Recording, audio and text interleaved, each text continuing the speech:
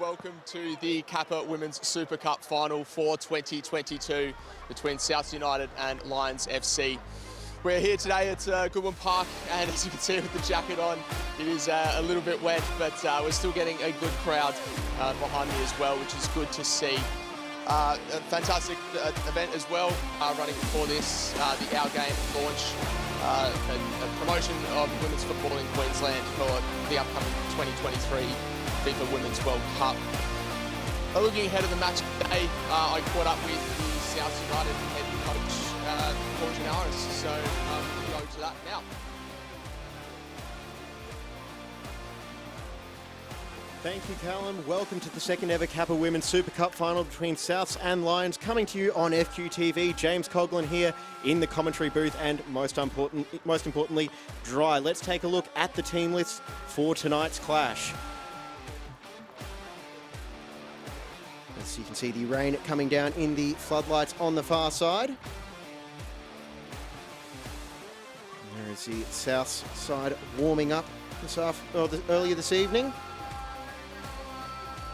the key players there tonight, Key Catano. And here is the South starting 11. B. Warren are looking to provide a calming presence. The strength of the team is that midfield trio of Kissel, Moreland and Catano. Winger Paloma Oliveira will provide some danger from out wide. Now, as he mentioned, Callum caught up with Paul Gianaris before the game. Let's hear what he had to say. We're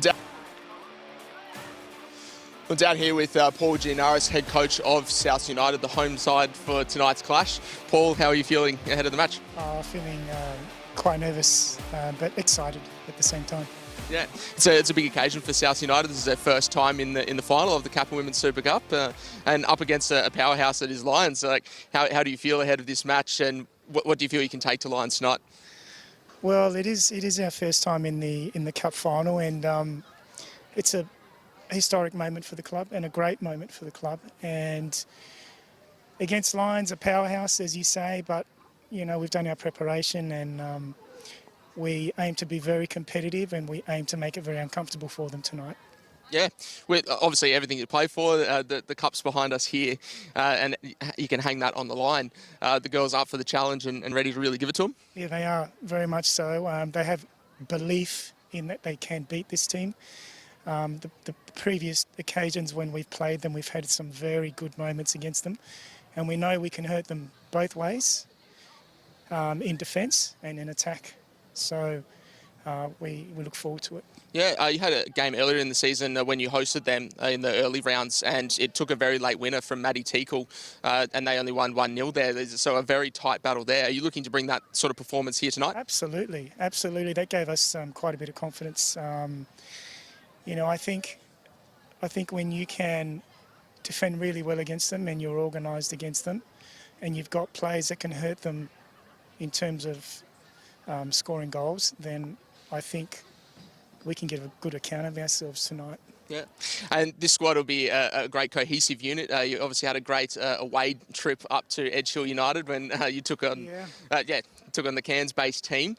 What did that do for the group, and how did that bring them closer together? Oh, look, it was a fantastic trip. A long way to go and play, but I think the girls have always had really good team spirit. Always, and I just think the trip enhanced that.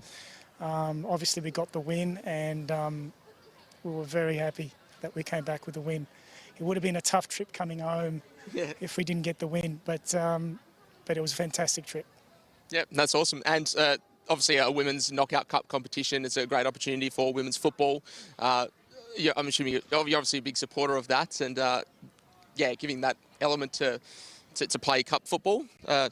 Yeah, what are your thoughts on that? Oh, look, it's a fantastic initiative by Football Queensland to allow every club in the state to play and compete for it. Yep.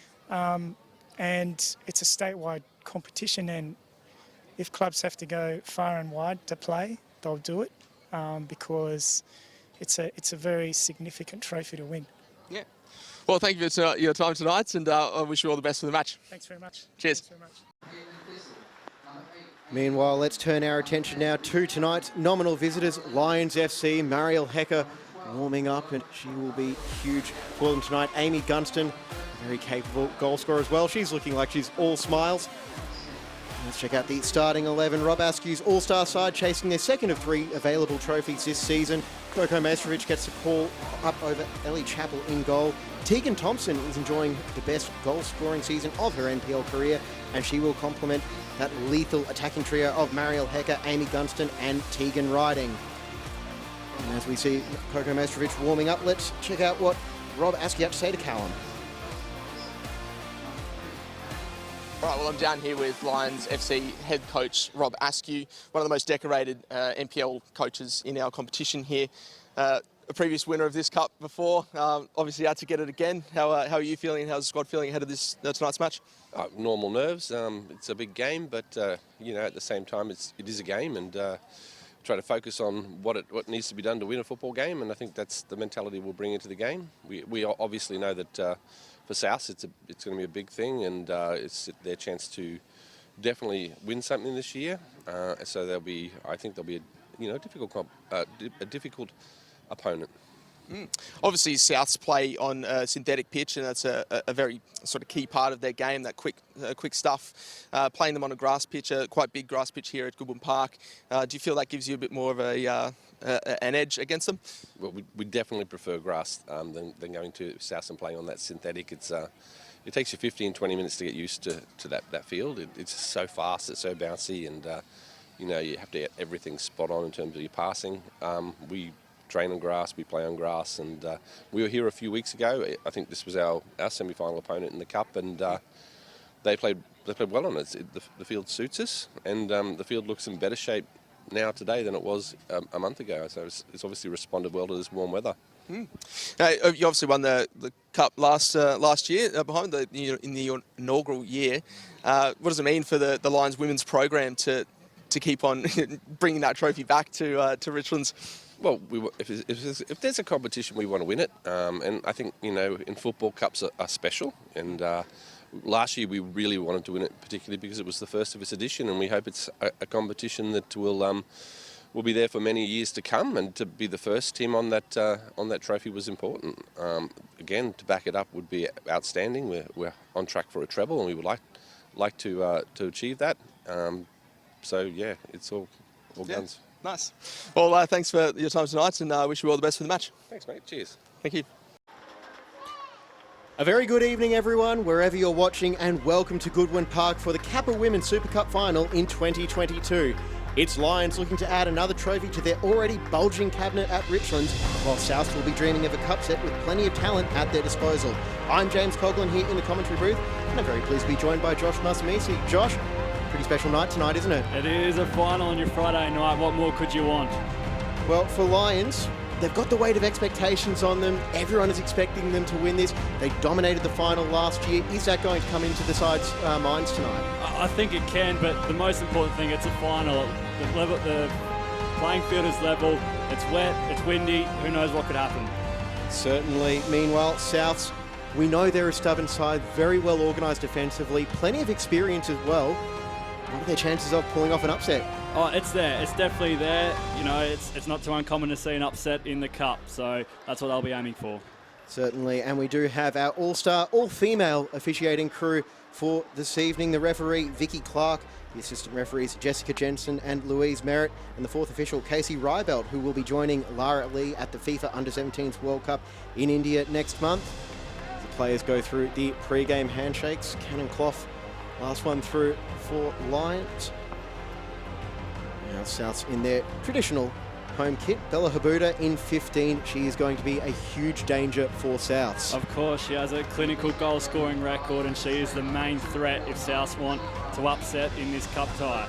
Definitely, and it is a little bit of a wet night at Goodwin Park as well. The Sunshine State not exactly living up to its name this evening, but I don't think that's really going to favour one side over the other, is it? No, not at all. Like I said, it levels the playing field, and it'll be which side adapts quicker, but they're both experienced outfits, and they'll be keen to get on to a good start.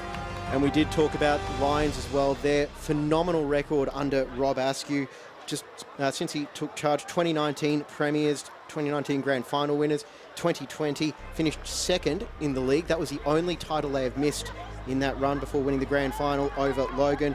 And then in 2021, premiers, unbeaten, Kappa Women's Super Cup winners, 7-1 in the grand final over Western Pride, and won the NPL Women's Grand Final 3-0 over Kappa. As we now go through the pre-game ceremonies with the coin toss, Mariel Hecker wearing the armband for Lions, as well as Amy Morland for Souths.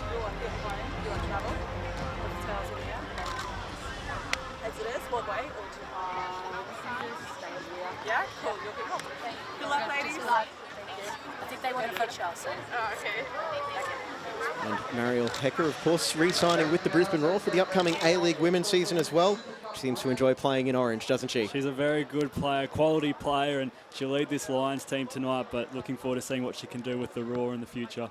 Certainly. It is bound to be a special occasion here at Goodwin Park. Some final words for the Souths team huddle, and they're looking quite relaxed as well, which is exactly what you want to see. Meanwhile, Souths, their cup run, quickly run through that as well, defeated Brisbane City in their first game. Needing extra time to get by Kappa. Round 5, Moreton Bay, and then in the semi-final, an epic 2-1 win over Edge Hill. They travelled on the day of game on a 3:45 a.m. flight up north. Not a morning person, I don't know. The joys of football. Definitely. All right, we are ready to go. The 2022 Kappa Women's Super Cup Final on FQTV. The stands are filling out nicely at Goodwin Park. We're very pleased to have your company this evening. We'll be underway shortly. And here we go. It is South starting us off. Catano launching it down towards Thompson in that left back slot. And Catano getting it back. An early chance now for Lions. Hecker chipping it through, riding. Just unable to run that one down. An early throw in for South. Lila Utatau taking charge.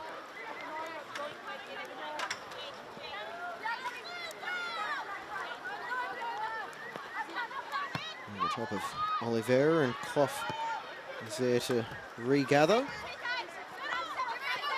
There's the American co-captain of Lions as well. She's been a key player for Rob Askew over the last few years since she moved down under.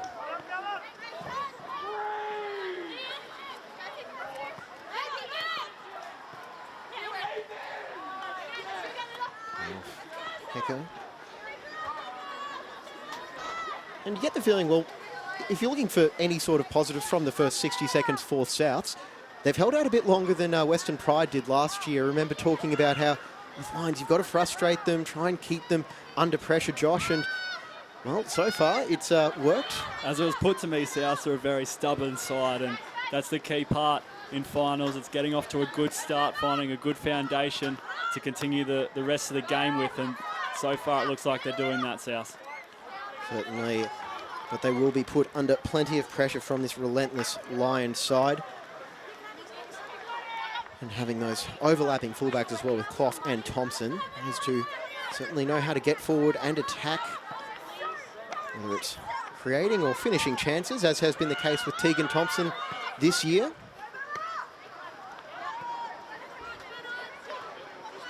And Rink with the slight mistouch there, just getting away from Habuda, and back it goes to Georgia.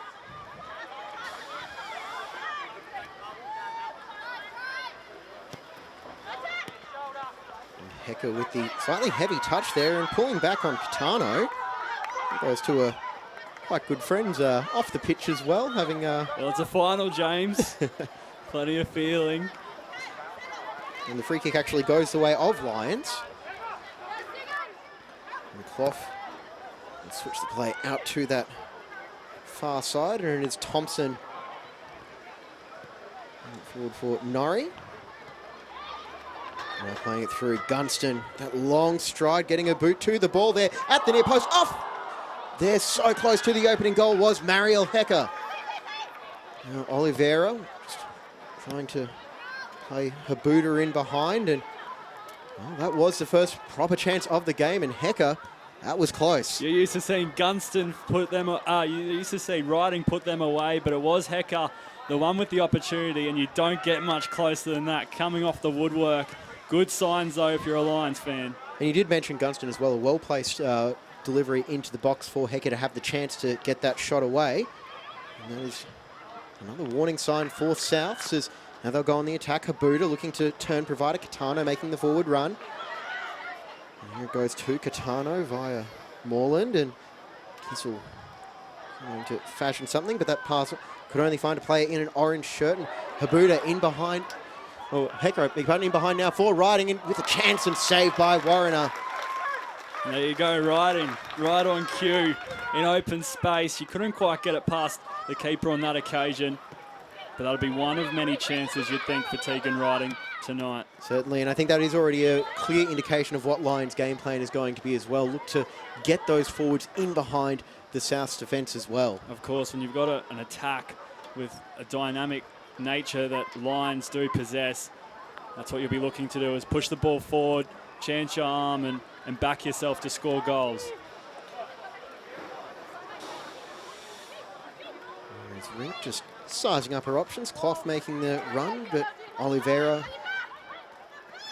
tracking back, and Katano coming back, and then this pass was lunged at by Hecker, and she is not afraid to go into a 50-50 challenge. Marielle Hecker, a fiery Brazilian.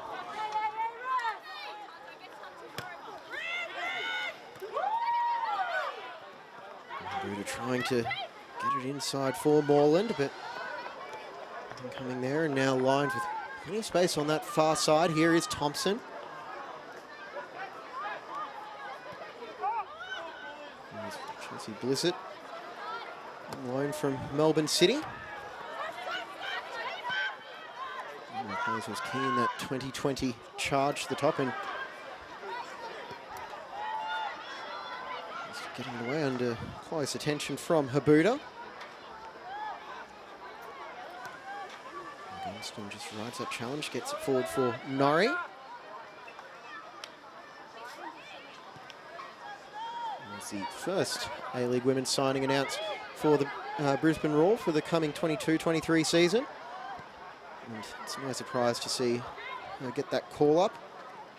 2020 NPL Premiership winner with Gold Coast United. However, going back through the archives, she actually scored 4 Souths against Lions in 2018.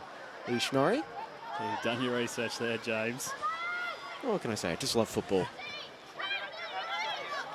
And out it goes Clough, once again looking to unleash Karambasis in behind that time.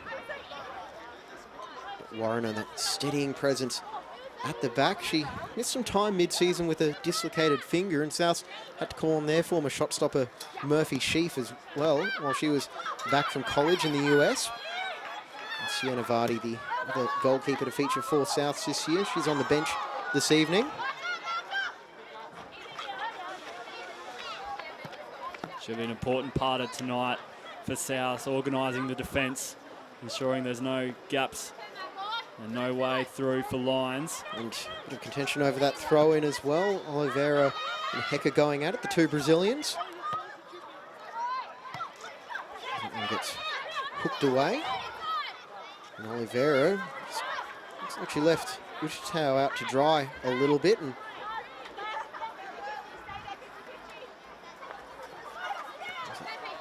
throwing nodded on, and Rink is there, but she could be caught out now by Habuda, but strong work there by Georgina Rink. Habuda, she may fancy herself as possibly trying to pounce on a loose touch, Bella Habuda. With the slippery conditions, that's a very big possibility, especially if defenders lose their footing. Although, I should say, the surface here at Goodwin Park does look quite spectacular. And the ball falls for Katano, but she can't bring it under control. Karambasis. O'Keefe and Lyons quickly switching the play from one side to the other. And a little bit too much on that pass. Able to pick out Gunston, and there's been a bit of a midfield battle thus far. And South's now searching for a way forward. Rude. That pass is read quite well by the Lions defender, and here they go again, looking to push themselves forward on the attack. And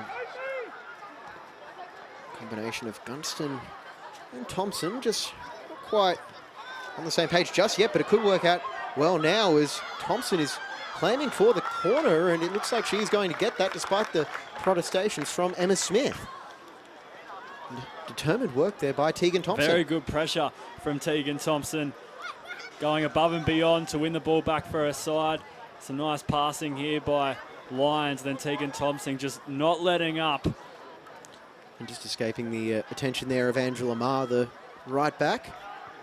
And now a chance for a set piece for Lions. In goes the delivery towards the near post and headed away by Souths. Norrie back to return that ball with a little bit of interest, or pass it off to someone who will.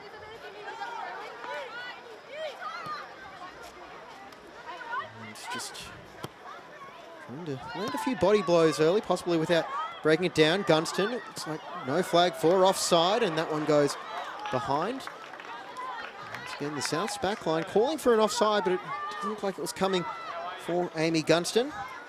Only 7 goals this year, which for her is actually a bit of a down season after her 20-plus goal efforts in the last 2 years, and could be on now once again. Hecker picking off the pass and cutting it back, riding with the shot deflected, and it's in. There's the opening goal. Lions strike first in the Kappa Women's Super Cup final. Well, Tegan Riding, she already had one chance earlier in the half, and this time she makes no mistake. It did take a deflection on the way through, but still good enough to pounce. And Lions in the opening 10 minutes have their first goal. And it was just the pass there from the young defender, Mackenzie Brooke, as well.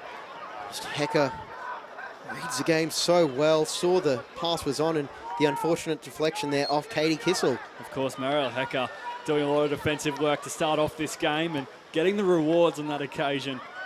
A nice ball played square to Tegan Riding, and Lions go bang. And it's her 7th career goal against Souths United, Tegan Riding.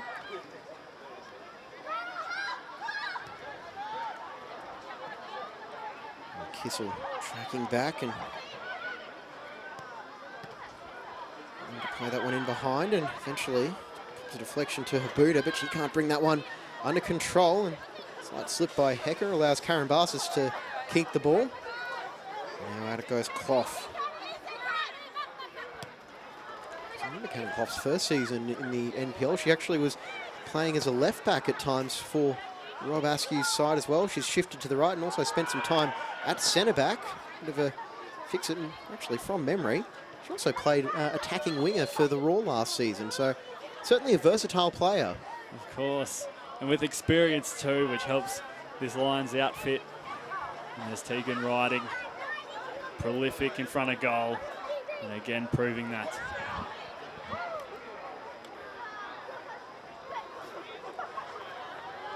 And that one goes for a Lions throw-in.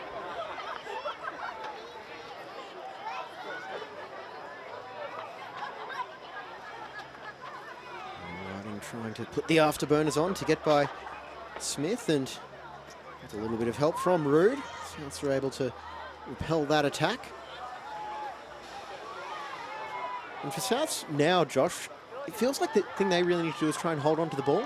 Yeah, of course, hold on to the ball, but another big part of it is, as Gunston could be on there, trying to pick out Hecker there, and Brooke trying to play it in behind the youngster Mackenzie Brooke. Hold on to the ball, but now it's all gone. The first 12 minutes are flown by, and it's important that they just get their head down and focus on themselves. South, as we see Amy Gunston rolling the ball into the area, was cleared away. But the pressure's off now.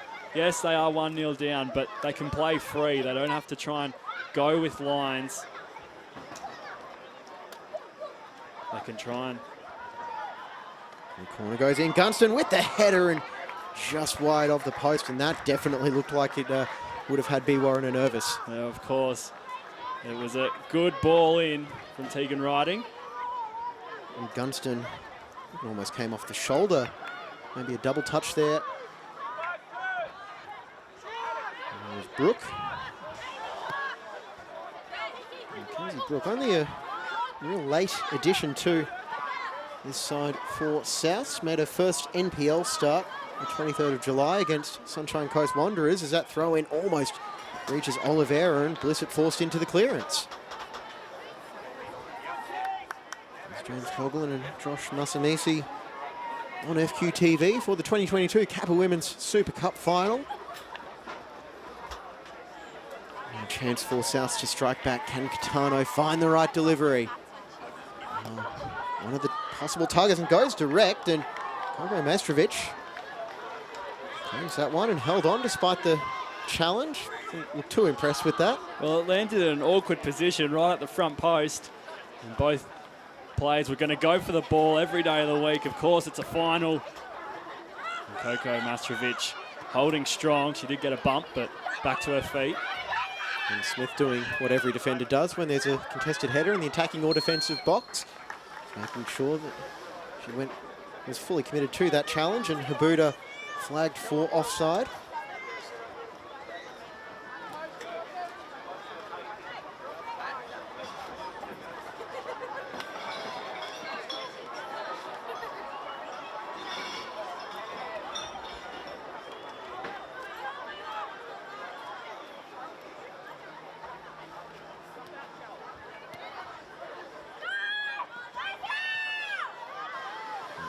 Back to Mastrovic, and she gets the pass away, and Blissett has a pocket picked by Habuda, and now just waiting for support in the middle, and Habuda just fires it into the Lions defender, and that's Souths with a bit of an attacking opportunity. And try and find a way to just work Mastrovic. And Gunston as well to keep that one in, riding on the turn. Up by Norrie and put in behind. Here's Gunston. She's got hit the accelerator, and well, she's a fast player, but she's not that fast. The flag goes up for offside.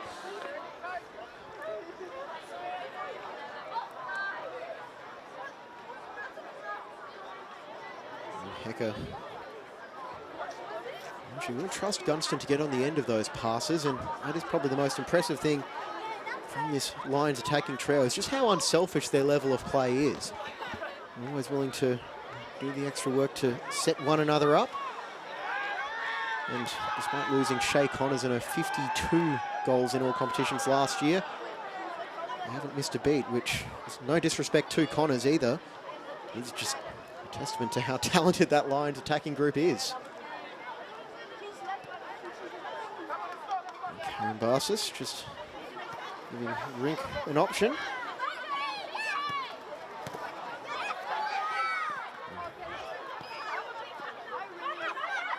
Back now for Brooke, getting it away before Hoff can pinch it. And now back for Brooke. She's only had 4 league starts, the teenager. And see Josh just still a little bit of rain falling at the ground. Doesn't look too heavy though, which is good for all the spectators who have come out tonight.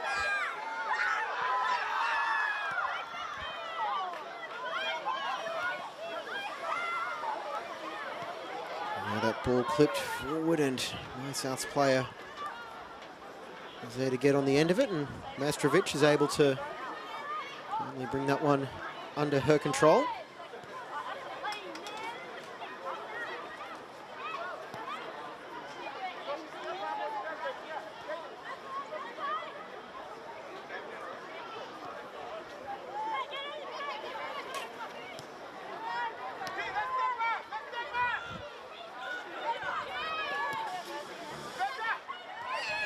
South starting to get a little bit more of a foothold in the game, and Moreland trying to turn it around for Habuda, but can't quite get the angle on the pass. That's what I was alluding to earlier. There's only one way now for South, and that's forward.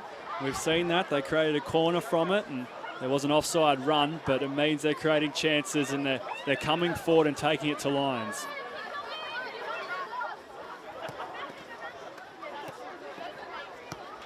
A beautiful interchange of passes from Lions, and Riding with the awkward touch just showed enough of the ball for Rood, and she'll have to play it. And did that go behind for a corner? I think it might have. Rood gesturing, suggesting there might have been a push there, but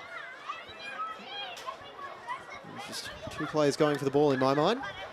Yes, and Tegan Riding again in behind, and then a little touch over the top, trying to create something for herself. I'm not sure if she mishit that, but it worked out in the end, and they'll get the corner Lions. Another threatening position. I think the bounce might have caught her out. But now Souths have to go on the defensive. And goes across towards the 6-yard box, headed away and not cleared. Karambassis with the shot off the post, and Smith can't get it away. Riding in the 6-yard box, and eventually the whistle goes, and that might allow Souths a chance to relieve the pressure. It's a little bit chaotic. It was chaotic the second time this half that the ball's come off the post for Lions. A well put in ball. It was bouncing around. They got a shot away, Karambassis off the post, and then Tegan Riding just a bit dangerous with her foot there. Yeah, and Smith looked like she was another player caught out by the bounce as well. The slick surface is going to make life a little bit tough, perhaps. As Uchitau is played in, and she can only watch as Cannonclough marshals that one in behind.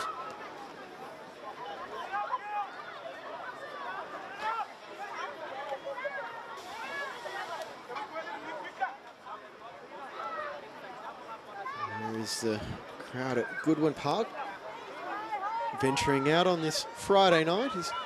We are now in spring here. Thankful for the undercover area. Certainly.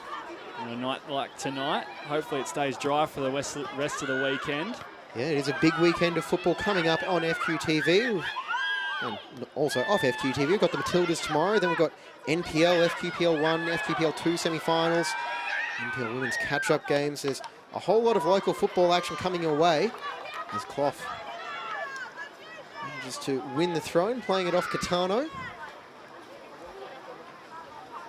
And there is referee Vicky Clark leading the female officiating crew this evening. And Clough once again, smartly, playing it off the South's attacker, and allowing Mestrovic for the goal kick. And there's the football takeover of Suncorp Stadium. Matildas against Canada tomorrow. Socceroos farewell match against New Zealand, 22nd of September. With big nights in Brisbane coming up. Definitely plenty to look forward to, as you mentioned, James, and plenty of time still left in this game, of course. Only 20 minutes into the first half. That's just flown by, hasn't it? It has. But Souths have created chances of their own, although Lions creating the better. It has been exciting to start. And at some point for Souths, you feel like they are just going to have to maybe adopt a bit of a shoot-on-sight policy, try and make Coco Mestrovic work a little bit harder. However, that is no easy feat for Souths. It's been a while since, as a club, they've scored against Lions, and they'll be on the defensive again as Hecker will play it across there, and from point-blank range, Gunston doubles Lions' advantage, and Hecker turns provider here. Well, Amy Gunston, she's done all the support work to start off with, and now she gets a chance of her own and bags a goal. It was a nice ball in. She made a well-timed run, and Amy Gunston makes it 2-0 in the final. And there you can see once again Hecker starting everything off with that pressing of Catano, and she found a little bit of space to play the ball across, and Gunston just managed to lose her marker. Yes, Tegan Riding drawing attention from Rood, created the space, and Amy Gunston on the spot. And that was a whole 21 minutes later than it took Gunston to score in the 2021 Kappa Cup final. And talking about how tough it is going to be for Souths. Their last goal, head-to-head against Lions, managed to come in round 23 of 2018, and that was scored by Billy Murphy, who scored a brace in that game. In the 8 since, Lions have won and kept a clean sheet. So Souths are going to have to break a little bit of a run of form to get themselves back into this one, and it could possibly come now with this ball from Catano, just a little bit too tight of an angle.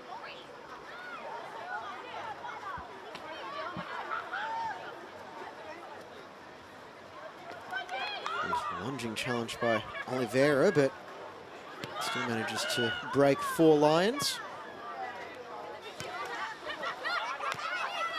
And Brooke, a little bit too much on that for Oliveira to bring under control.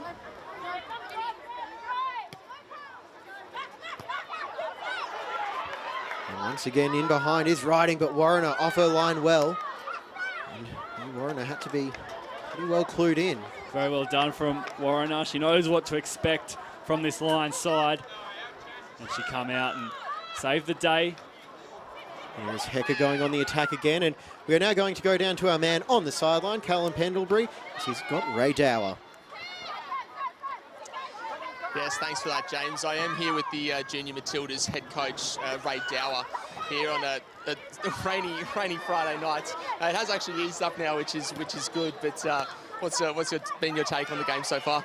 Yeah, look, the rain has obviously made it a little bit slippery under surface, and both teams are obviously going to have to try to counter that. But I think, what it's done is it's made the game a little bit quicker. So the girls are obviously playing a little bit quicker. The ball skims a bit quicker, and you see players who've got a lot of speed and who are really rapid really take advantage of that in these conditions. Yeah, hopefully it can help Souths with the similarities to their synthetic pitch there and help them get back into the game. Lions just very clinical up top, but they're a clinical side, so yeah.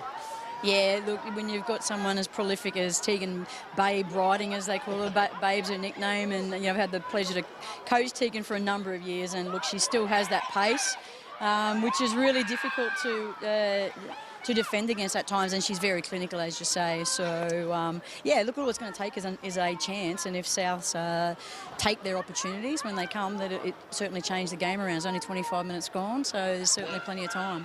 Absolutely. It's been a fantastic week leading in. It's been a fantastic week with women's football here in Queensland. We've got the Matildas playing at Suncorp Stadium tomorrow, and you got to catch up with a couple of them on Wednesday, and some of the NYC girls. Can you tell us a bit more about that and what happened on Wednesday? Yeah, look, it was a great opportunity on Wednesday night. Our Football Queensland QAS squads for the under-14 and under-16 National Youth Championships got together at Brisbane City, which is a host venue, as we know, for the FIFA Women's World Cup next year, and Mackenzie Arnold and also Courtney Vine were there to share with the girls their experience of going to a National Youth Championship and how that helped them form some great habits, some great behaviours around football, and sort of the launch their football being a bit more serious than it was just with their mates. And it was great that Katrina Gorey and Charlie Grant were also there with all the younger players, all the junior girls from Brisbane City out on the field and conducting a bit of a skills clinic. So it's been a great week leading into obviously hopefully a very successful game tomorrow for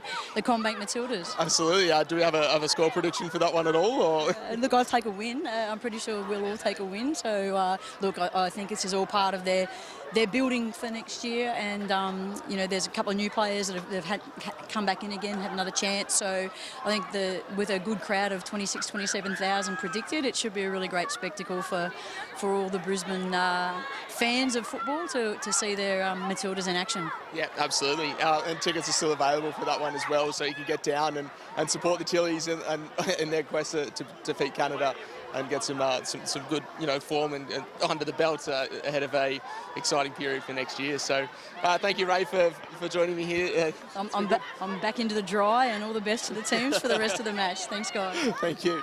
Back to you, James and Josh. Thanks, Callum. Hopefully we might have to get you guys an umbrella for later on. Well, I did say it is easing up, so we might have to check the radar at halftime as well, as South's now trying to get themselves out of this hole there as Rood and Gunston collide, and that breaks now for Smith. And the mainstays for Souths over the last couple of years Emma Smith, 24 appearances across League and Cup last year.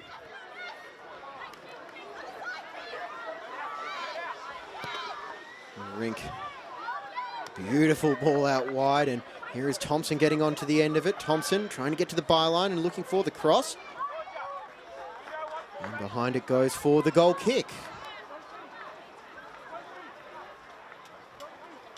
It's been a quick game so far, as we mentioned earlier. The first 20 minutes flew by, but the ball has been in play and both sides have been eager to use it.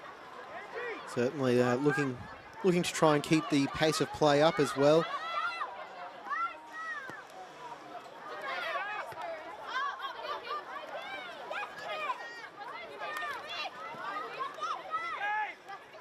And Karambassis inside, and Nari with the heavy touch, getting a lot of Oliveira's shirt, and that is going to be the game's first booking for Ishinori.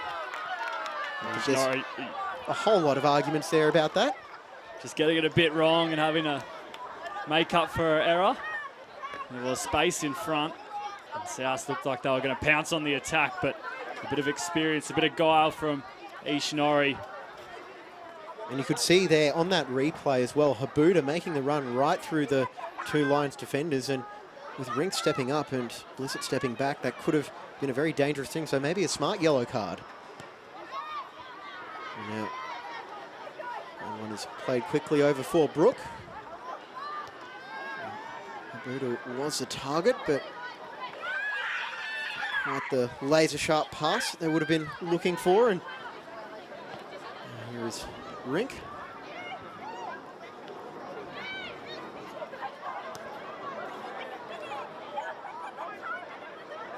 And Thompson did mention in the introduction as well, Tegan Thompson having the best goal-scoring season of her career, at least from the career that I've been able to research. 10 goals in 14 league appearances this season, which is pretty impressive. She's not scored in the cup just yet, though, and I'm sure her brother Andy is watching on, and it's a Lions family affair for the Thompsons. And can catch Lions in action against Olympic in the NPL men's semi-final tomorrow, 7:30 kickoff. And that ball across once again from Hecker, and Souths, they're dealing with it at times, but that does seem like the way forward for Lions in terms of finding the most profitable path to goal. As Goff puts the ball into the box, deflected away by Brooke. And Habuda now making the run. Rink just able to match her for pace and stay a foot or two in front. And Katano almost taking the throw in from the incorrect part of the sideline. And there is the interim coach for South, Paul Gianaris. He's taken over from Gary French, who was, we have to pay tribute to the work he's done at Souths. Icon in women's football here in Queensland, and got Souths to the Kappa Women's Super Cup final and stepped away in the middle of August. Certainly one of the coaches that's been brought through plenty of talented prospects, been responsible for the development. And now focus is on Gianaris, who has taken over.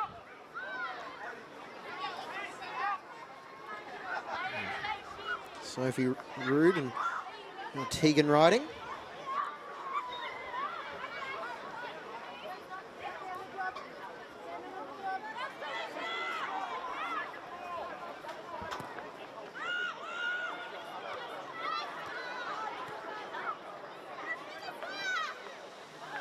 Hecker winning the ball back again. She has just been immense in that first half, and another ball out now for Gunston. Will she to play in riding? She might take the shot on herself. Gunston! And well saved by Warrener. You can put that chance down to Marielle Hecker. Again, countless times tonight, she's won the ball back for Lions and pushed it forward, this time to Amy Gunston, who jumped back on her right foot. Just couldn't quite finish off the chance. And with that forward line as well, you can just tell that they're pushing each other to get better every single game. And a pair of orange shirts around B. Warriner for her to deal with.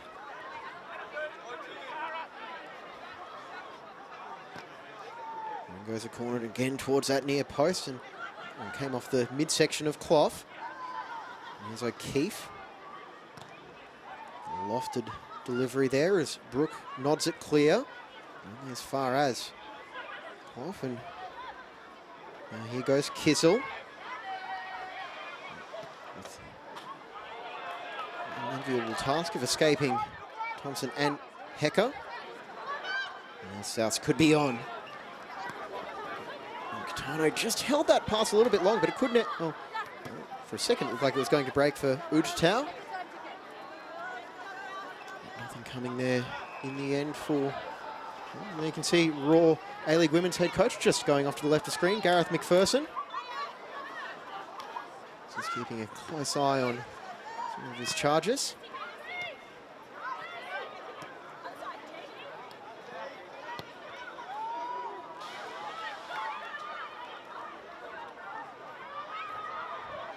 And Thompson now out for Gunston.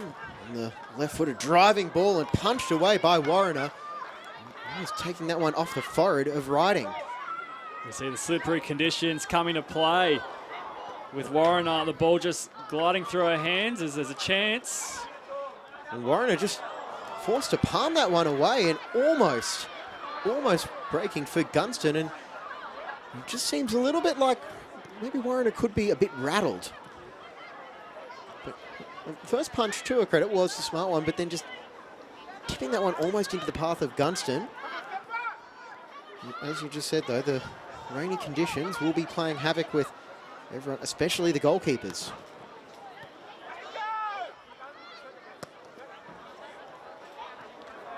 Now ball in behind. Here's Hecker. And she'll try and unselfishly play it across for Riding. And Hecker appreciative of the vision used to pick her out with that pass. And you can see Norrie, those two on the same page, and they could just stolen a step on Ujtau, and as soon as she struck that one, she knew it wasn't going to happen, and some dogged work in midfield by Karambazis. And it goes now O'Keefe. The Lions once again looking to work the flanks out wide by the sideline. That certainly seems like where they feel like that's where they're at their strongest. When you've got Gunston and Riding pouring through, and even Hecker, it's hard not to take those options up. But now they just look to hold court and push the ball around.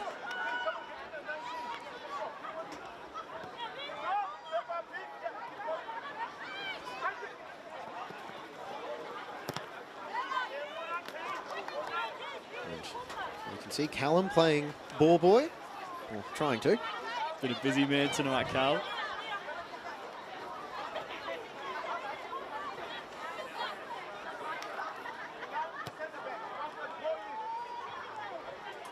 The switch of play is on.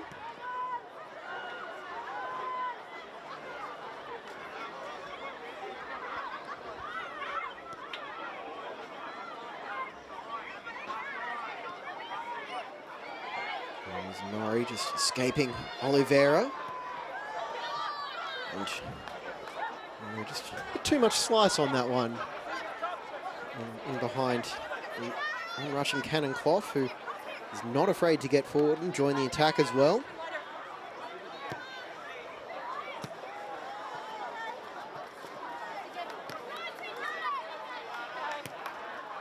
Hecker, the slide rule pass, and Riding couldn't get the touch to that one, and Brooke coming across well in cover. And the youngster, she's been put through the ringer a little bit tonight, but so far Mackenzie Brooks is holding up quite well, all things considered. Of course, all things considered, when you've got an attack so strong in Lions, it can be sometimes hard to find your feet and play a consistent game, but so far she's done very well tonight, supporting her teammates and getting her side out of trouble.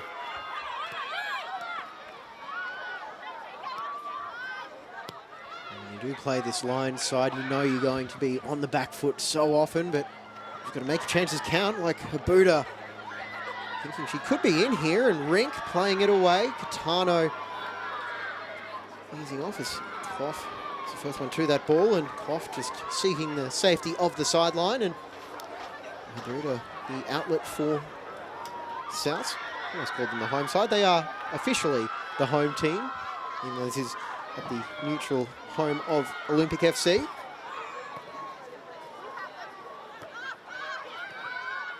Don't you love when you get caught in your own sentence structure?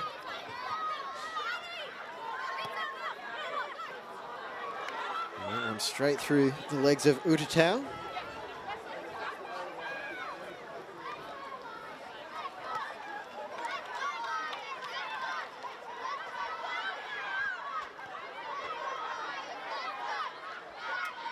There's Thompson.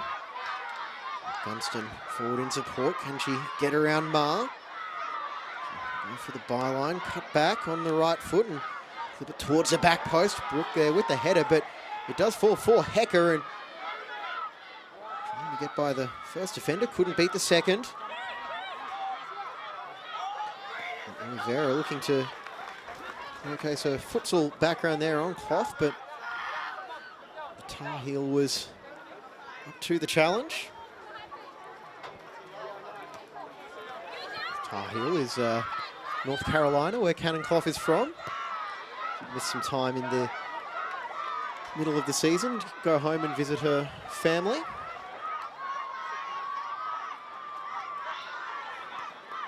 And beautiful ball through, just a bit too much on it though. Riding just calmly applauds the efforts as we've got 5 minutes remaining in the first half of the 2022 Kappa Women's Super Cup final on FQTV. And Brooke to Oliveira, and I think she thought Habuda was even further forward.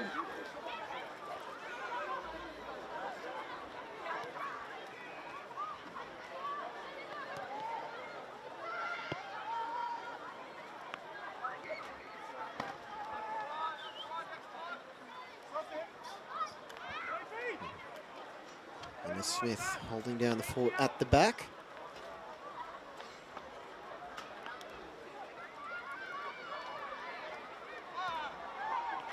And Norrie.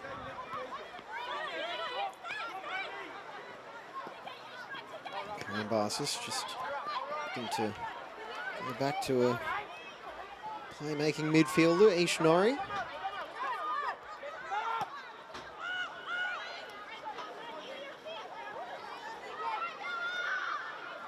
Habuda just not having a whole lot of luck against Rink tonight. There's not a lot you can really say to fault any of the Lions players so far, but after Hecker, Rink's work just shutting down who for me is their most dangerous threat in Bella Habuda does deserve plenty of plaudits. Of course, Georgia Rink, she's been a standout performer all year for Lions and continuing in that fashion tonight. Mainstay for the club last year. Dunstan just looking to play the ball into an area, thinking there might be a teammate in support, but nothing doing now. Norrie. Slightly heavy touch, and it might have been Brooke again, just stepping out to make the interception.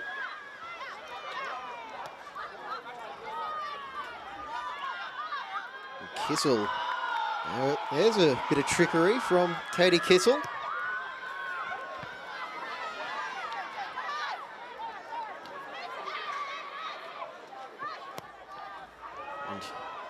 Bent ball around from Hecker once again. A beautiful ball getting it to Gunston on the second attempt, straight at Warriner. And the South's keeper palms that one away well. Excellent work by B. Warriner making that point-blank save. Amy Gunston again causing all sorts of problems for the South's defence, but it was Warriner who done a fantastic job getting her hands out, her body in the way. As we see the rain beginning to get a little heavier. It was a good save and well done by the goalkeeper for South. And I think I may have seen some steam clouds as well, as you see Hecker's beautiful ball through. I thought she was actually targeting Riding until it bounced and wound up falling for Gunston. And ball through, and the Buddha looks like she might have been caught on her heels a little bit, thinking she could have been offside, but nothing doing.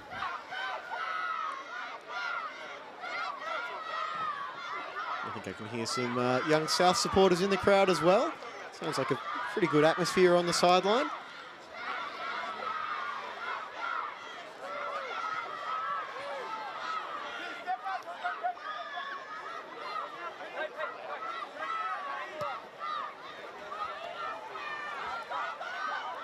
Touch from Ruth Tower, back now for Brooke.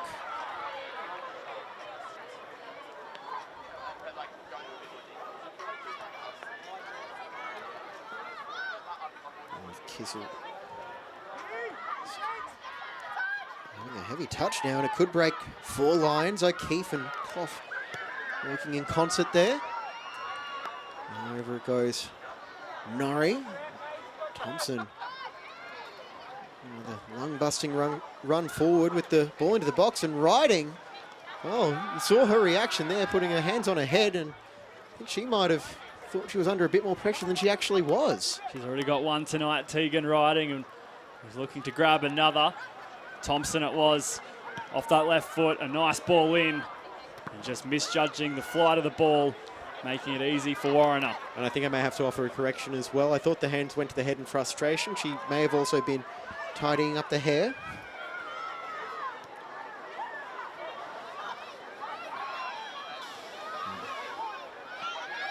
Just asking a bit much of Clough and Oliveira. Space for Kissel, but the first touch just letting her down a little bit. Morland out for Ma, who steps over and tries to get around Thompson, but excellent work, Tegan Thompson. And it could have been a dangerous situation for Souths were it not for the work of Lions number 6. We've got 1 minute of stoppage time, as signalled by Casey Rybel. Well, it should be no surprise. 1 minute of stoppage time. It has been a fairly quick and free-flowing game. Riding with Hecker there in the middle. If the ball can reach her, which it won't, thanks to the intervention of Oliveira. And Lions with a corner. 30 seconds remaining in the first half.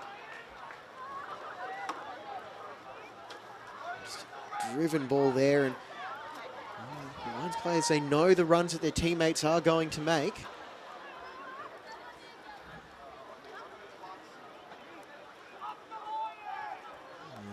The benches, or one of the benches. Could we see an impact sub in the second half from that South bench? We'll wait and see. That's for the second half. Chested down by Norrie. Clough, and what a hit. Cannon Clough around the corner, and Lions take a 3-0 lead into the halftime break. A fantastic bit of improvisation from the American. Improvisation, reaction, whatever you want to call it. Cannon Clough just turning on her left foot, hitting it, hoping for the best, and it glided on into the back of the net. What a time to score, and Lions here at Goodwin Park advance their lead. And that is the definition of placement over power.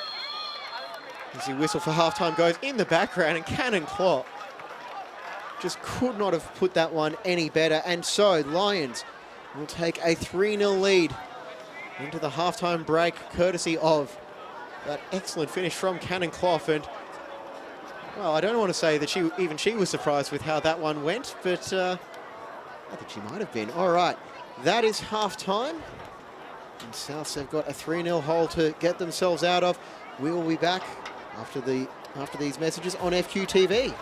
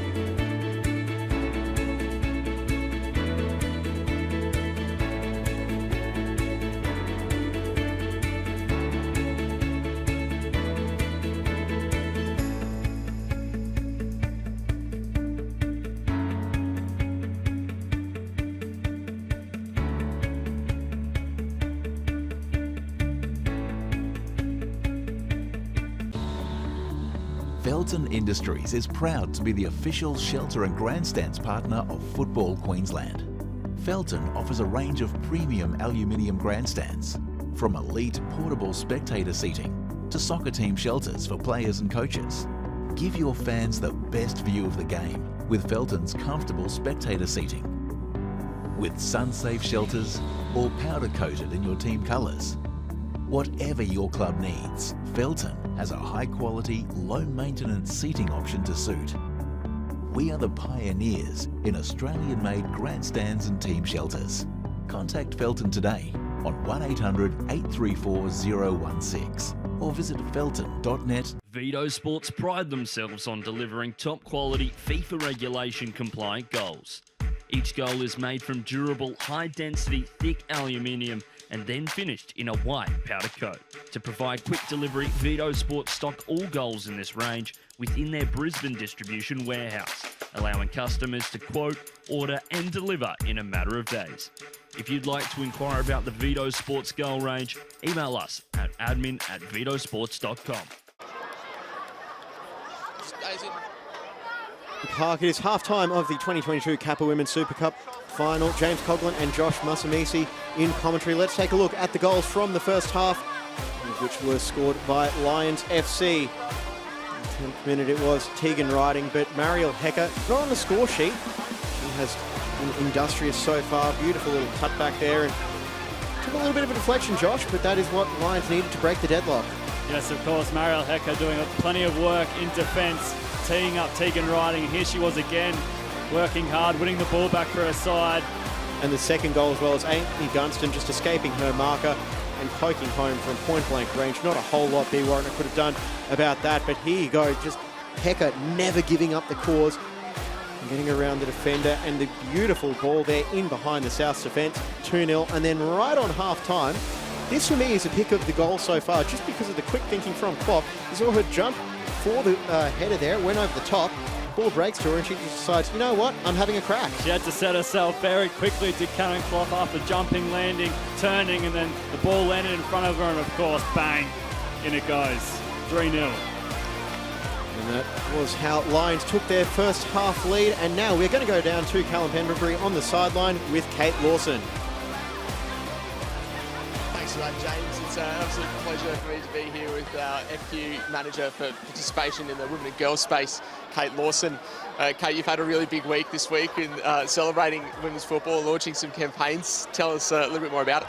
Yeah, so really exciting week. The Matildas are here, which is brilliant. First time in a long time. So it's been really, really exciting. There's been some club visits, and lots of our juniors have had the chance to meet some of the Matildas, which has been really exciting. So on Wednesday night, they popped down to Brisbane City, to Wong, and Olympic as well, where we are tonight. So it's been really brilliant for our kids, like young kids, to be able to interact with the Matildas, see their heroes in person. So that's been really exciting. And as well, on Tuesday, there was the visit to Parliament House, and Anastasia Palaszczuk got announced as an ambassador for Legacy and our game, which is really exciting. So yeah, it's been a huge week with the Matildas here, and obviously the game tomorrow. So lots going on. Yeah, exciting. And tonight was a really big night, especially for you, launching a campaign that you've been heavily a part of here, the Our Game campaign to help drive and promote the growth of women's football, with obviously the Women's World Cup coming to our shores and New Zealand shores next year. Tell us a bit more about that and who's involved, etc. Yeah, so tonight went really, really well. It was a fantastic event. So it was the Our Game Network launch. So essentially bringing together people in the women and girls football community, passionate advocates for the game, and getting them together to have a chat. And we heard from some pretty incredible speakers tonight as well. So Paula Robinson, our Vice President on the FQ board, she emceed the night for us, which was fantastic.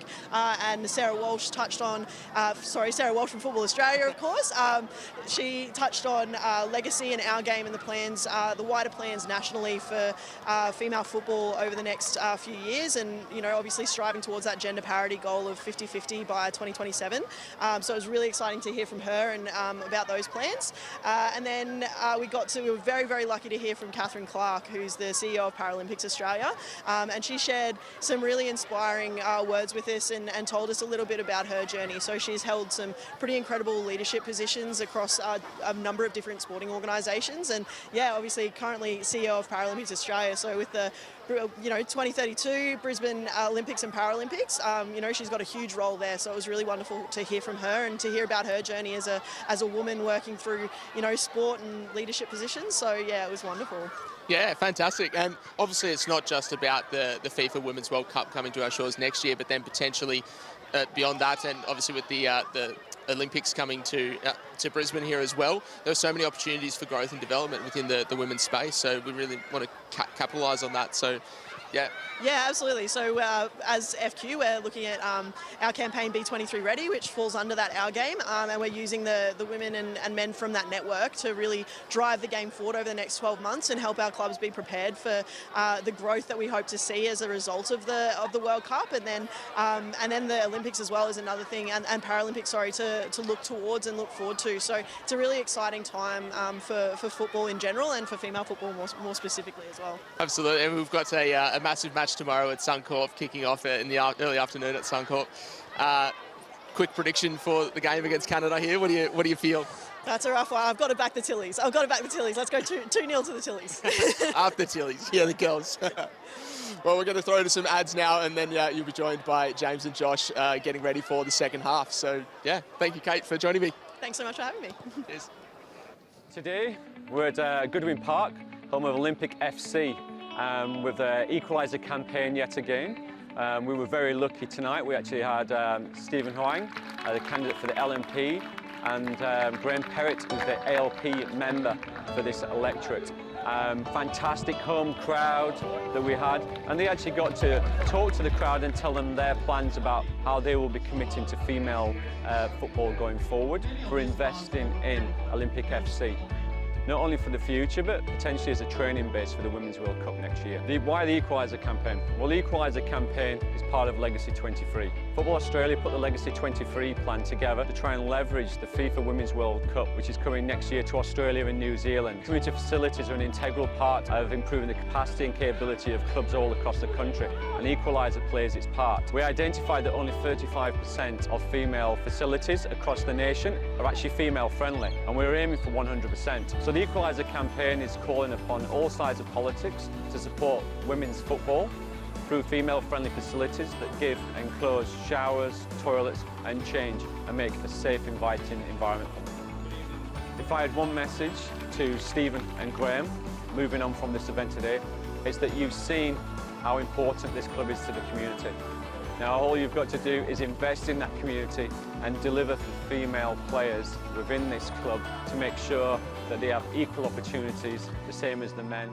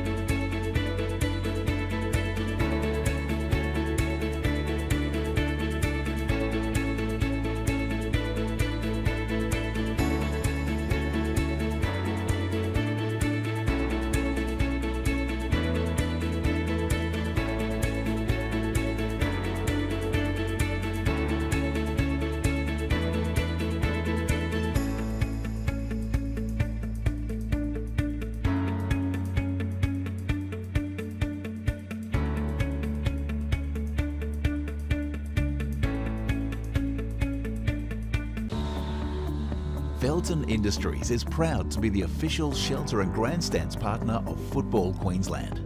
Felton offers a range of premium aluminium grandstands, from elite portable spectator seating to soccer team shelters for players and coaches. Give your fans the best view of the game with Felton's comfortable spectator seating. With sun-safe shelters, all powder-coated in your team colours. Whatever your club needs, Felton has a high-quality, low-maintenance seating option to suit.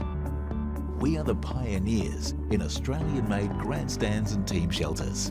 Contact Felton today on 1800 834 016 or visit felton.net. Vito Sports pride themselves on delivering top-quality FIFA regulation compliant goals. Each goal is made from durable, high-density, thick aluminium and then finished in a white powder coat. To provide quick delivery, Vito Sports stock all goals in this range within their Brisbane distribution warehouse, allowing customers to quote, order and deliver in a matter of days. If you'd like to inquire about the Vito Sports goal range, email us at admin@vitosports.com.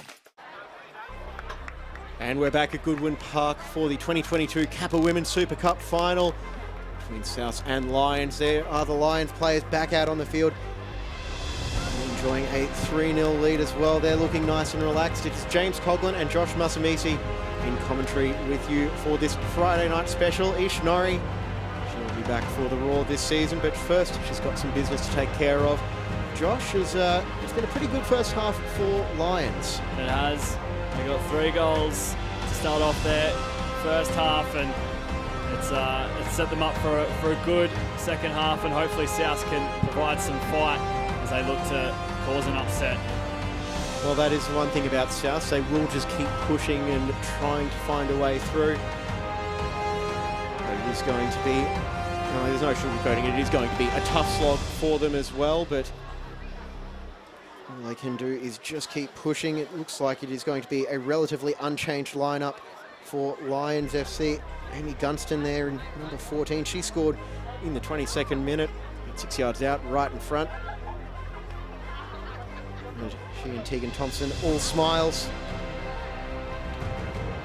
as they roll through final preparations for the second half. And Josh, if you South's coach Paul Gianaris, what are you saying to your team coming out for the second half? Just have a go at it? I think so. I think unleash the shackles and give them, play a bit of football, get the ball moving, and just see what you can come up with. And here you can see the way Lions have really gone after South down those attacking flanks in the first half. Hecker close off the post. Gunston with the header that was only centimetres wide. South's best chance came from this corner as Smith clattered into Kanko Mastrovic. And here's Mariel Hecker, who will probably be the unanimous player of the match so far. And Gunston forcing a good save out of B. Warriner.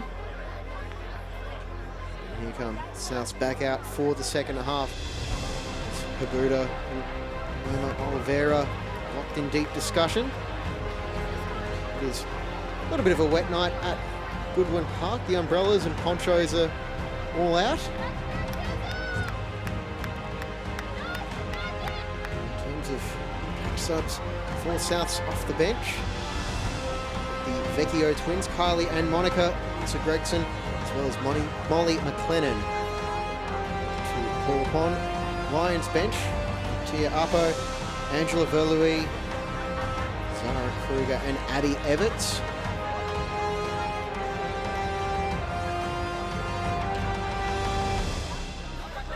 And there's the Lions bench. The Souths make their way back out onto the pitch.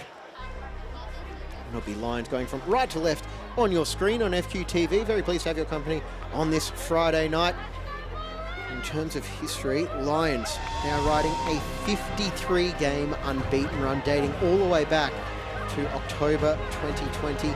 They have won 49 and drawn 3 in that run. It is just an absolutely insane run for Rob Askey's side. They are a well-oiled machine. They just keep on keeping on. They've shown that in this first half, of course, too, but they play some great football and they're fantastic to watch. And there is Trent Gregson, the assistant coach for Souths. He was the head coach of Western Pride in the first part of last season as well. Lisa Gregson and B. Warriner were all part of that Western Pride side in 2021. Lisa Gregson on the bench for Souths tonight. Warriner played the majority of that game at Corporate Travel Management Stadium.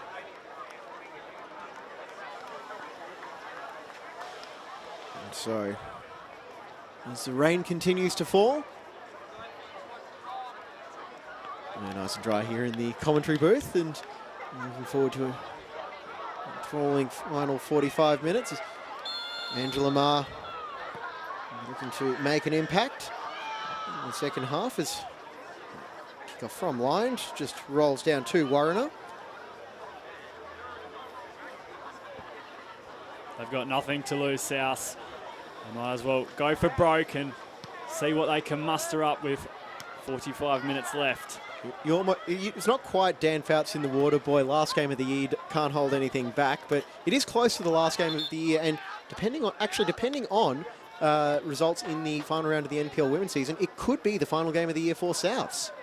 Yes, of course, they'll be if they get through into the finals, it'll be a tight squeeze as they are relying on other results. With the bye in the upcoming round, which will be taking place Sunday, September 11th. And FQTV is your home for all the action from the NPL and FQPL competitions.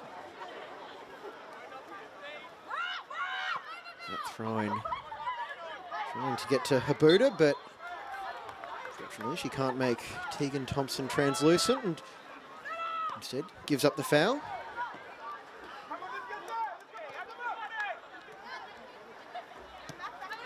Blissett pushing it on the ground. Norrie. It was Norrie who had the chest control, which fell for Hoff's goal at the end of the first half. Mastrovic is looking for an option and passes it over to Rink. O'Keefe now for Hecker, and tracking back is Utatau. Kissel forward with a bit of pace, but a little bit too much pace for Paloma Oliveira.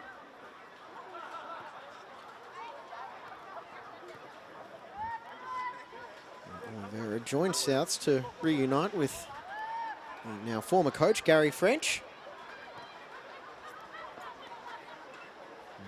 Two Brazilians with pretty strong futsal background on the pitch tonight, Oliveira and Hecker. Both have certainly had their moments in their seasons so far. Now at wide it goes, riding, playing it across, and Smith just fends it away. Back now for Hecker, but just gets in the way and shoulders her off the ball.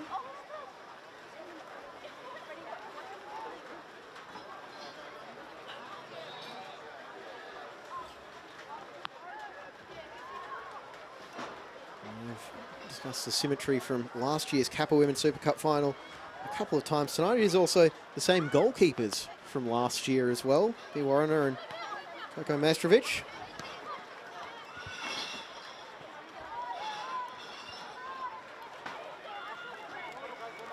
And the Rink back for the custodian.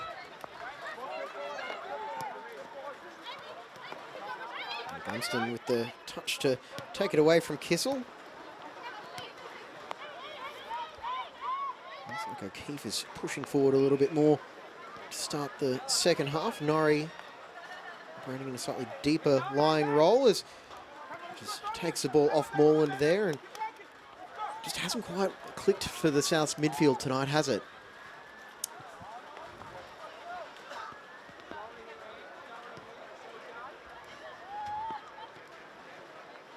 Smith.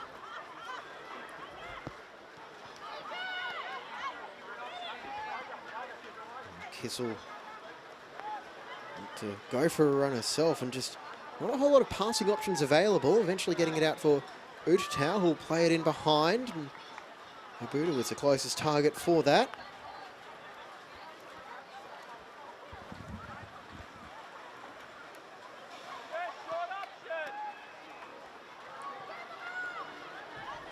The defending champions of the Kappa Women's Super Cup, as Brooke can't stop Hecker, and Hecker will fire it across and into the empty net. Amy Gunston gets her second of the night to make it 4-0 for Lions, and not a whole lot that B. Warriner could do on that one. Well, guess who? Marielle Hecker involved once more. She got the shot away. Warriner, of course, got her gloves to it, but it just landed right in the path of Amy Gunston, who makes no mistake, getting her head to the ball, and it is 4. You can see just slightly mistimed jump there. A little bit of space for Hecker, and Brooke not wanting to give away the penalty. Warner only just palm that one up into the air, and Gunston is the ready and willing recipient for that bounce. Habuda, the switch of play, and it just hasn't quite clicked for tonight, Bella Habuda. Good click for her now as it has to get on the end of it, and Habuda claiming the corner, and Souths will get the set piece. Despite it being an easy chance for Amy Guston, credit must go to her for being in the right place at the right time and pushing up in support. It can be easy to sit back and ball watch, but it was good thinking to get forward and make herself available. And just once again, knowing where the teammates are going to be, 4 lines as well. Hecker going for goal herself. I won't say that was a cross, but she just fired it at Warner, and Gunston was there for the rebound, and it was Hecker clearing the cross. And Kissel with 2 players around her, Riding and Hecker. Let's go all the way back. Brooke getting it out now for Catano.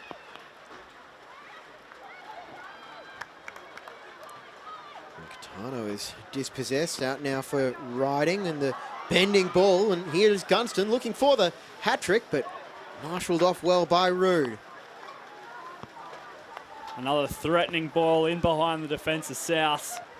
Amy Gunston putting the pedal down, just didn't get the bounce and the touch, but they do earn themselves a corner lines.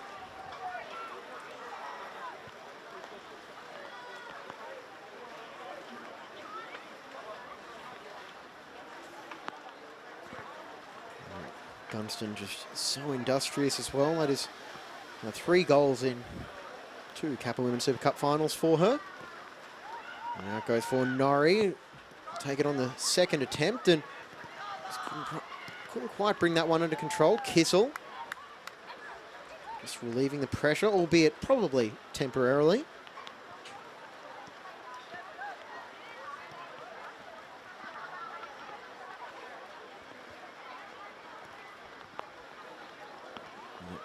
All over the top, splitting the defence for Riding, and the deflection now breaks for Hecker, and just keep the ball moving. Out it goes for Thompson. The runners in the middle. She can fashion the space for the cross. And that cut back from Thompson doesn't quite get to its intended target, but it's still alive now through O'Keefe. Clough. Riding trying to knot it out for Cannon Clough, who can only play it off. Emma Smith for a corner. Just don't stop. They're so relentless lines as well. Just to work those combinations down the side, and Smith forced to concede the corner.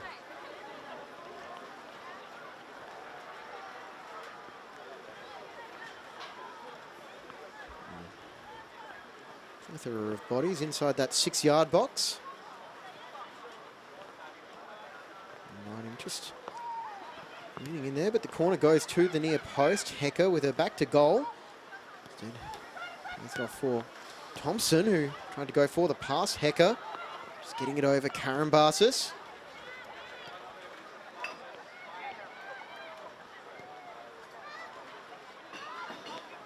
Riding, she'll look to turn provider, and just once again slice that one behind, and Warner will reset with a goal kick. Looks like we are going to have the first change of the second half. It looks like it is Emily McLennan being brought on in jersey number 2.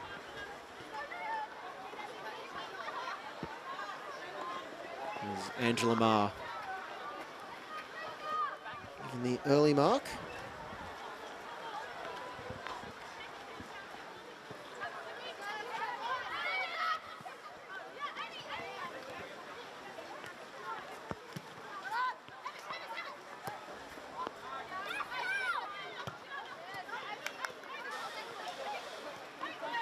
Sliding challenge in midfield, eventually falls back for Kissel, and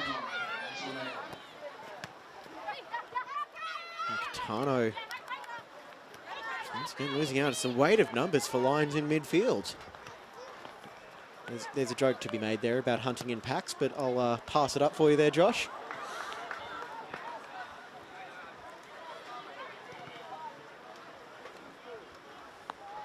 And on goes Lions with another corner as they look to turn the screws on Souths.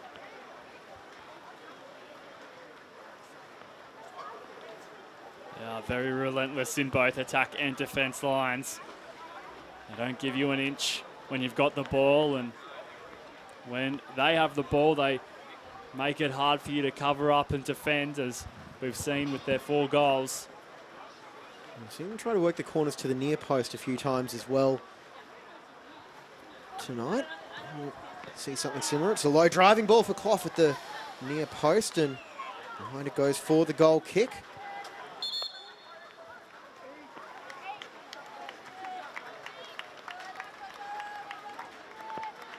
And that is an early mark now for Ish Norrie as she makes her way to the sideline, as she will be replaced by phenom Zara Kruger.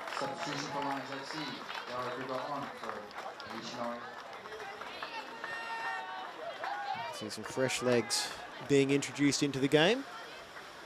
And possibly the smart move with Norrie, the one player to receive a yellow card, and want that to impact a possible finals run.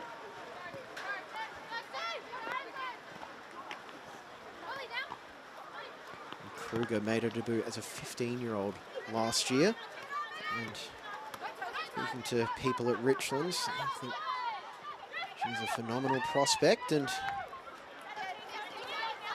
a footballer that should definitely be keeping an eye on.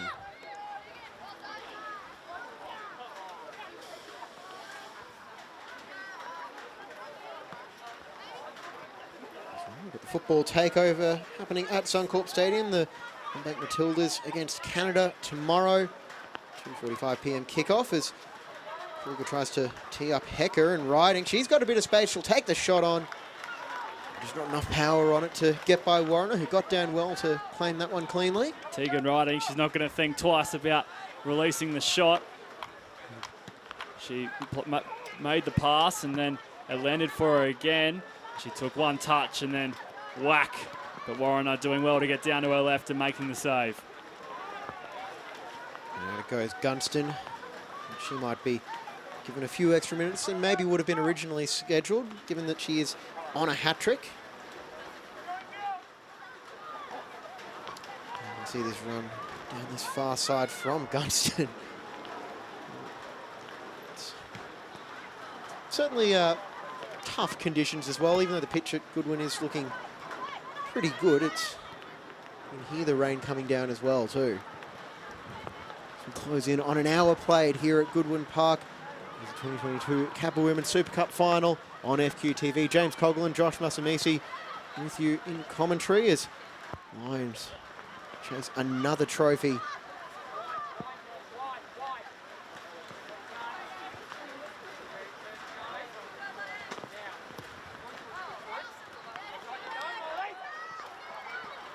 Buda just couldn't jump for that one as Rink had the positioning.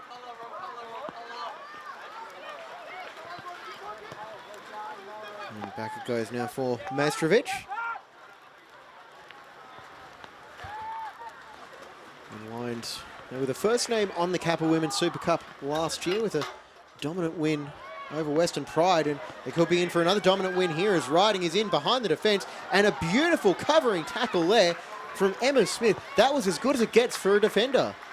And it could come at a bit of a price for her, however, and she is down and in quite a bit of pain, and that is not what you want to see in a game like this. She did a fantastic job putting her body on the line. Tegan Riding was well and truly away as we see the play unfold from Georgia Rink. Marielle Hecker, a nice contribution, and then Tegan Riding one touch, but coming for her was Smith. A very good job done, and hopefully she is okay. Yeah, beautiful ball over the top from Hecker, but just look at that recovery from Smith as well, and the touch from Riding, the conditions playing in a little bit, and just looks like she landed really awkwardly. And Unfortunately, one of the standout memories from the Kappa Women's Super Cup final last year was the serious injury suffered by Lions defender at the time, Holly McQueen, who was just getting back from a serious knee injury, and we hope that Emma Smith can have a smooth and easy recovery, and she will be applauded off. And you have to give her credit for the commitment as well. Down 4-0, half an hour to go, and still not giving up the chase on riding there. So there's plenty to earn the adulation of her teammates. And you can hear from the effects mics as well. Seems like Sophie Rood will be slotting into the centre back spot. We'll just wait for confirmation on the change, which will be coming shortly, and it is the youngster from up north, Monica Vecchio. Another substitution for South United, number 5, Monica Vecchio. Coming on, number 14, Anna Smith.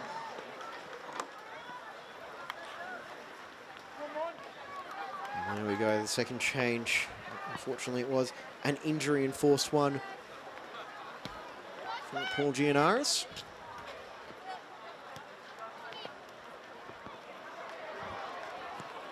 Monica Vecchio made 4 league appearances as well, and along with twin sister Kylie, were very pleased to get the semi-final draw up north against Edge Hill United. It was a homecoming for them, plenty of family in attendance, and told that they were playing tour guide for the side on the Sunday after the game. And you've got the local knowledge, why not make the most of it? Hopefully it was better weather up there too.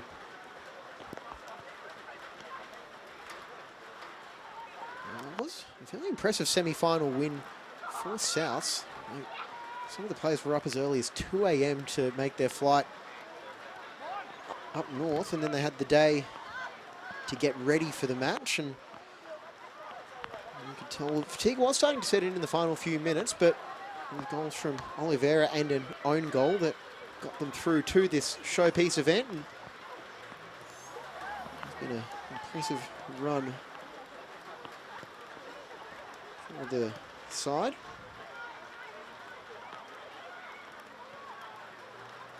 Ridgetown trying to get around Hecker, and Hecker, like an experienced defender there, is just putting her body in the way of Utah, and feels like she might have had a free kick there, and behind it goes for a South's corner instead. She did well to get back and help her team. She was playing for the free kick, but it wasn't to come, and now South's on the attack.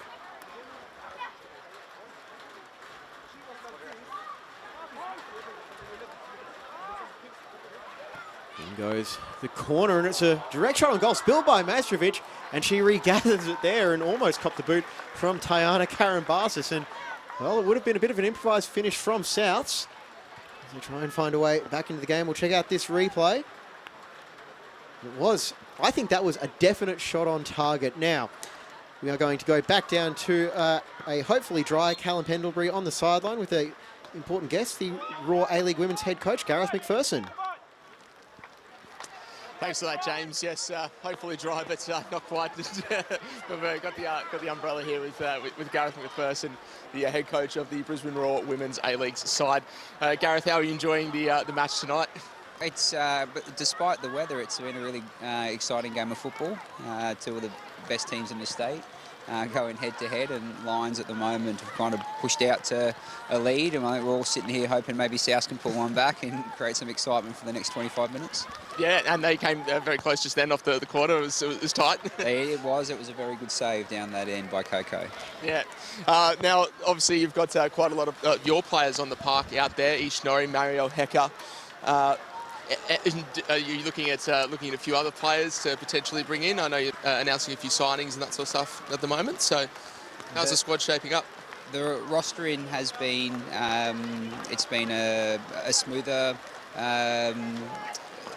process than what it was last year. We've had more time to plan. There are obviously Ish and Mariella out there and performing well. It's good to see East coming back from her back injury. And there are still places on the roster, and that is part of why there's a number of staff here tonight watching this game and watching some of the players out there performing. Yeah, nice. So how far away are we from pre-season? The girls looking excited to get back? Yeah, we're probably about 4.5 to 5 weeks away now. Like October 10, October 14 is start date, and then the season will kick off about 5 weeks after that, November 17, the first fixture. And then we're into a 20-game season, which is super exciting. Yeah, and we'll have some new teams the following year as well, which will help bolster the bolster the competition. That's right. Western United joined this year, and then a couple more the year after. Yeah, that'll be exciting, and it's all about getting minutes for the girls and building them up ahead of the Women's World Cup, and that's plenty of players as well. Katrina Gorry, back on Aussie shores, and yes, and playing tomorrow. So exciting, no doubt. It is. We're all secretly, or not secretly, hoping that both Larissa and Minnie get a chance to link up tomorrow at Suncorp. I think a lot of the Queensland and Roar fans would love to see that. Yeah, we have quite a few Queensland Matildas players in the squad. I think there's about 7 or 8 in the side, which is fantastic from a 23-girl squad. So, plenty of opportunity to go down and watch them as they play at Suncorp tomorrow. Yeah, absolutely. And I think probably all the 7 or 8 of those have previously come through the Brisbane Roar. So I'll be out there cheering them all on, and I look forward to hopefully a sunny afternoon at Suncorp. Yeah, hopefully as the weather does clear up. So all the best for the upcoming season, and I hope it all goes well for you. Thanks for joining me here tonight. Thank you. See you. Thank you. Back to you, James. All right, thanks, Carl. Good to hear from Gareth McPherson in the lead up to the coming A-League women's season. It's going to be excellent campaign for the Roar. I'm looking forward to getting out to a few of the games. As Souths now look to go on the attack as well. And how good was that from Callum, getting the Roar coach to hold the umbrella for him? Now, Lions clearing their lines. There's O'Keefe getting it forward. Kruger, and skips past the challenge there. And fresh legs of Zara Kruger. And she's making the run towards the box, looking to get on the end of this ball from Riding, but that cross won't get by Mackenzie Brook. They were relentless down that right-hand channel, Lions. Tegan Riding it was this time, making the run, and then the cross, not able to get into the desired area. As Brook, once again, the young defender, it's been a bit of a trial by fire for her tonight, but overall, there's not a whole lot you can really critique from her performance, from what I've seen. No, she's been outstanding tonight, especially in these conditions. Fantastic to watch. And goes a corner towards the 6-yard box, and waiting at the back post for the deflection was Tara O'Keefe. Substitute McLennan trying to play it forward. Possession once again back in favour of Lions. And as we close in on the 70th minute, once that clock clicks over to 70 minutes, it will be 850 minutes of football since Souths last scored against Lions. It's the statisticians at the ground for that one. That was, it does show just how dominant Lions have been, and scoring against Lions hasn't actually been a Souths only issue. Look at their form in the Cup. Defending champions in 2021, their aggregate score was 28-2, and this year it is 21-1. And you know, the only goal they conceded in this run was in their first game against Annalee FC, and that was when they trailed in that game for about, I think it was about 5 or 10 minutes before they then went on to score 12. It's not a record you want to have, but as you said, every side has found it hard to score against Lions FC. No matter what competition, no matter what day, it has been one tough challenge. And Rob Askew's super coach record just continues, dating back to his time with the Gap before he made the move to Richlands. And he is, I don't want to say guaranteed success for a side, but about as close to it as you can get. Now here is McLennan making the run. Forced to stop in her tracks with Thompson.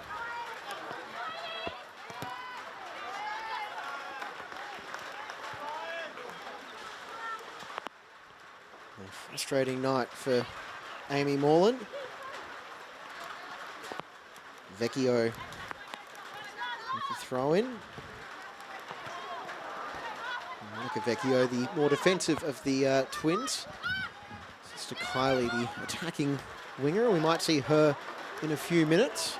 And there we go, 70 minutes played, so 850 in total. Meanwhile, since the start of the 2019 season, heading into tonight, and I should point out that aggregate scoreline of 49-3 doesn't include the 4 goals tonight, so it's now 53-3. And since 2019, Lions have won 86, drawn 8, and lost 4. One of the powerhouse women's programs, not just here in Queensland, but in Australia as well.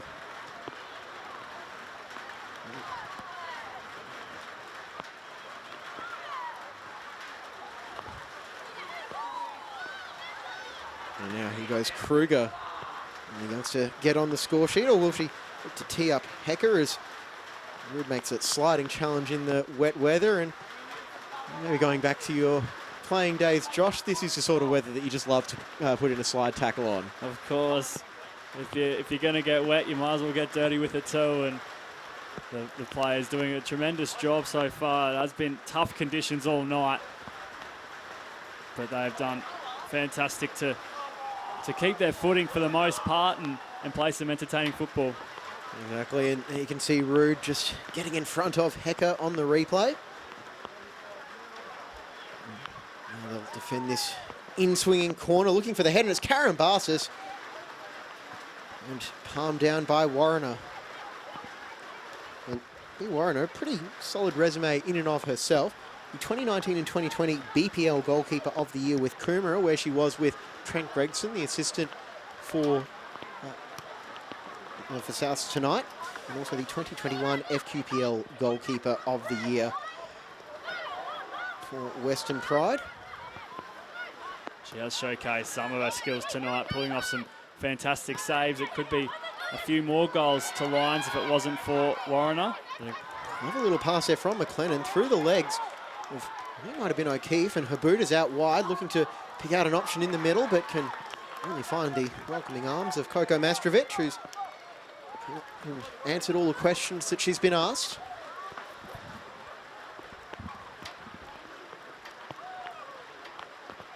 Mastrovic has spent time the last few years in her NPL career as well, as was actually sharing with the backup keeper tonight, Ellie Chappell. 2020 at the Gap I have down here in my notes, and she was also splitting time with Bella Shuttleworth last year, but Mastrovic was the keeper in the crunch games at the end of the season. Shuttleworth, one of the players that has been signed for McPherson's Brisbane Roar squad.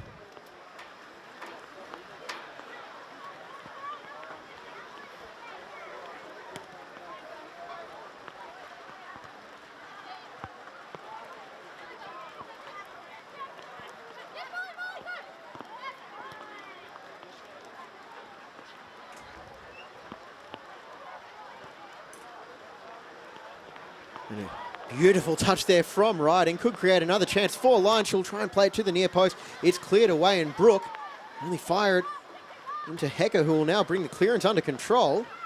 And Riding a little bit innovative with the outside of the boot and wins the corner, and Gunston still chasing that hat-trick. It was a bit of a pinball in the 18-yard box. Tegan Riding doing well to beat the defender, and then she looked to square it up, but it was cleared away, and then Hecker getting involved. South did well in the end to clear the ball as Lions have another corner. And they are mounting up.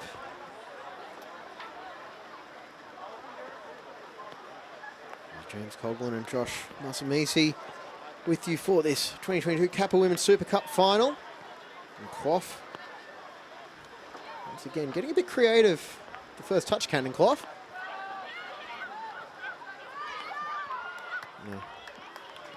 Beautiful turn there, could open it up for Tegan Thompson, but only play that one behind as Vecchio return it to Warrener. Just see the slippery conditions causing a bit of trouble for Thompson. Just misjudged the pace of the ball, but she did well in the end to get to it. Unable to keep it in play, of course. However, Thompson did win the header, but a touch from Riding just wasn't quite there.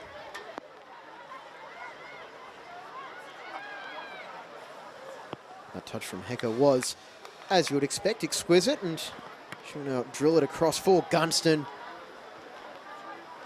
Marielle Hecker has been my pick for tonight. She has had some very smooth touches as she, on this occasion, beats her defender. A nice little nutmeg. And trying to find Tegan Riding. And I will say as well, this is just a personal little pet peeve of mine. It was a completed nutmeg, since she actually got the ball on the back end of it rather than just playing it through the legs. But I feel like that's a story for another day. And we will now have changes coming up. As it is a triple change now for Lions. With the bench like they're being emptied. There is Karambasis withdrawn. As is Amy Gunston. There will be no hat-trick for her tonight. And Georgina Rink also coming off. They've all contributed to this 4-goal lead Lions have mounted up. And coming on in their place, 17, Abby Everts, 9, Tia Apo, and 12, Angela Verlui. The mid-season acquisition, Angela Verlui, in number 12. Signed in June from Excelsior in the Dutch League.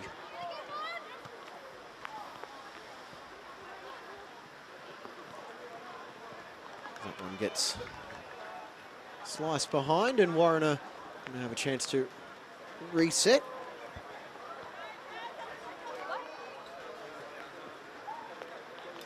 There's a forward ball played, and Hecker again getting a touch over the top. And Tegan Thompson doing all she can to create an opportunity for her side. As we've mentioned throughout this game, they work in unison, that front line for Lions. And they aren't willing to stop at 4, they want more.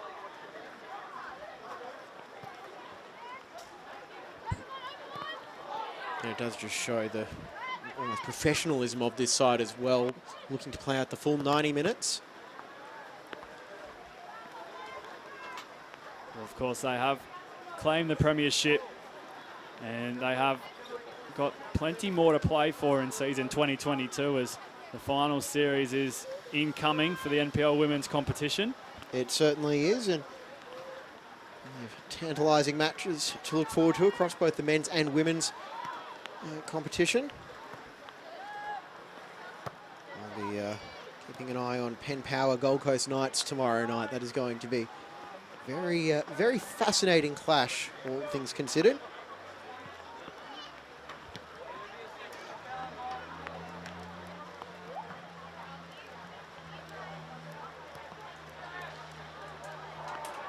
Now ball in behind Hecker. Can she get herself on the score sheet? Down she goes to ground, but a legal challenge in the opinion of Vicky Clark. Really had a whole lot of calls to make.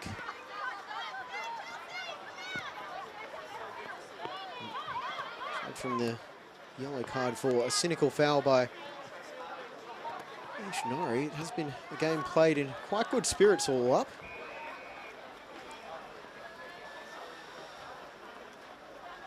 You can see that ball over the top there for Hecker. And tracking back well was Rude, and nothing in that. Very strong on the ball, Rude. Defender doing her job.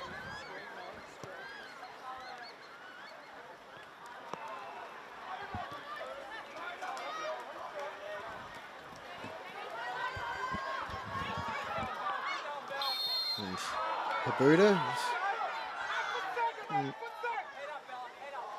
And well, some fairly blunt opinions being offered on. And Habuda linking arms with Blissett. There's Blissett just trying to carry the ball out of trouble and was forced towards the sideline and eventually going to ground, winning the free kick as we've got 10 minutes left in this final.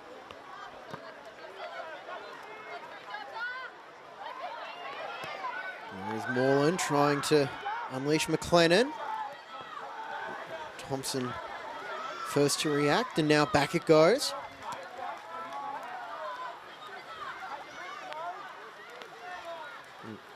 I should mention as well, Lions, you know, there's only so many different ways we can say they've just been utterly dominant this season as well, but they have had to rotate through their squad a little bit with players absent at different points in time. Mariel Hecker went back to Brazil to see family after a couple of years here in Australia. Cannon Clough back to America. And we'll come back now for the free kick for Souths. And a few other players have been out as well, one of whom we'll be watching on from the sidelines tonight, Beck Kirkup. Who's battled injuries for the last couple of years. She's been limited to just 5 NPL games this season. However, she has scored 6 goals in those 5 games. Which is, you know, exactly what Lions need, another potent attacker in their lineup. You see the Souths bench. The ball is driven in towards the box and the bounce just eluding Brooke.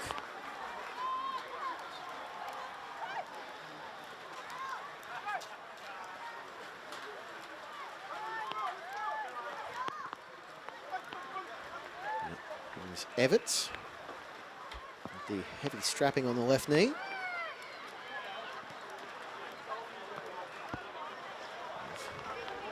Ball in behind for Thompson, who... No, for Tegan Riding, I beg your pardon. It was Brooke again doing her defensive duties on Tegan Riding. We got the Tegans mixed up. Well, both Tegans have been very, very busy tonight, and Hecker going through the back of the youngster there. We have sung the praises all night of Brooke, and once again on Mariel Hecker, who's had an outstanding game. She gets her body in front of the ball and wins the free kick. Mackenzie Brooke was a NatWest football representative in the Queensland School football games, and the NatWest side won gold. And we'll have a brief pause now as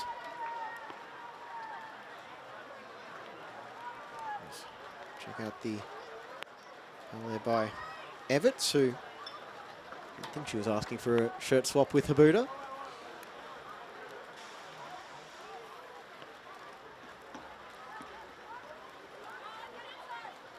And you'll see the crowd at Goodwin Park filling out the stands as that's a deep ball to the back post, and Kissel was the target. Just couldn't quite get the foot through the ball to put it back into a dangerous area.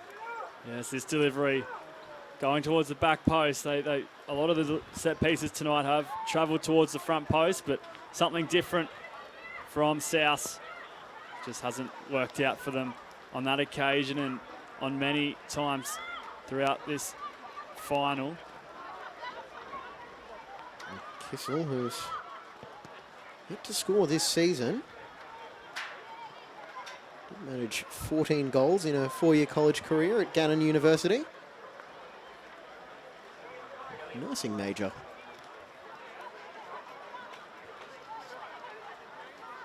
We see quite a few Americans here in the NPL Queensland competition. And Thompson, just with a little bit of a exhale, frustrated exhale there as she was chasing that one down, and she almost gets the delivery right. It could break now. Here's Hecker. And can't quite get that shot on target. Vecchio clears. And McLennan clipping it forward off Blissett.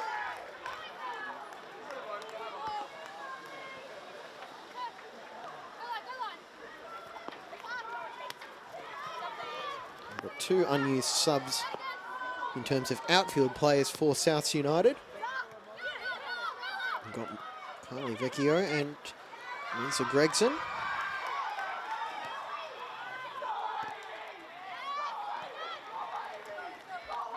And out that one goes with Thompson playing it off the South's attacker.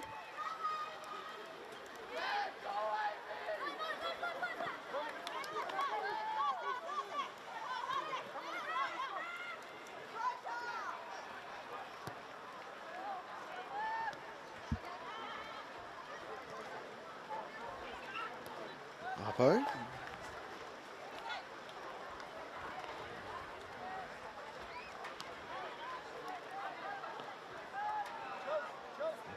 One of the many graduates from the QAS program to move up into a NPL senior side. Riding now looking for another goal. What she does is score. 5 in that 12-1 win back in round 3 over Annalee.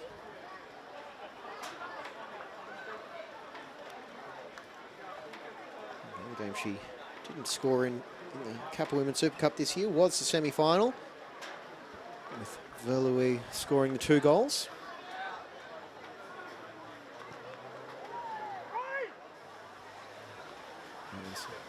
Nodded down, O'Keefe keeping it alive. Here is Verlouis, but her shot is blocked, but she'll regather and try and curl it in. Can only pick out the midsection of Warriner. She did very well, Verlouis, to create space for herself. I didn't think she was able to get the shot away, considering the amount of bodies that were in the close proximity, but she got it away on her right foot, and Warriner again equal to the challenge. Catano is a bit of a shoulder from Hecker, but play on, and these Lions back on the ball again. Kruger.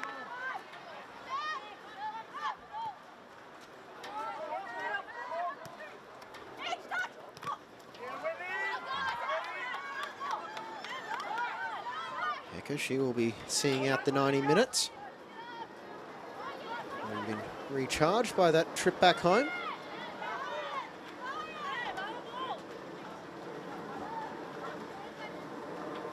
She'll be looking to capitalise on this success to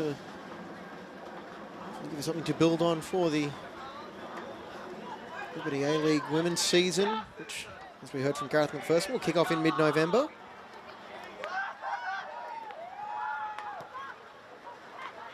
Catano able to get it out to Habuda, but under pressure from Clough, can't quite get that one under control. It's just over 2 minutes of normal time remaining. That's whatever stoppages are added on by our referee, Vicky Clark.